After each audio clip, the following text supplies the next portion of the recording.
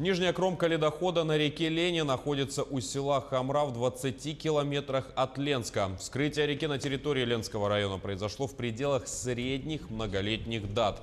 Уровень воды в районе Ленска ниже критических отметок. Река стоит, угрозы населенным пунктам нет. На реке Алдан на территории Усть-Маи в районе гидропоста Белькачи идет ледоход. Уровень воды ниже критических значений. На территории Алданского района густой ледоход наблюдается в селах Чагда и Кутана. Уровни воды ниже критических. На реке Амга верхняя кромка ледохода наблюдается между населенными пунктами Анес и Балугур. В селе Амга редкий ледоход также ниже критических отметок. За сутки подъем воды составил 5 сантиметров. На севере также начались подвижки льда на реке Колыме у поселка Зырянка Верхнеколымского района. На реке Березовке в Среднеколымском районе отмечается густой ледоход.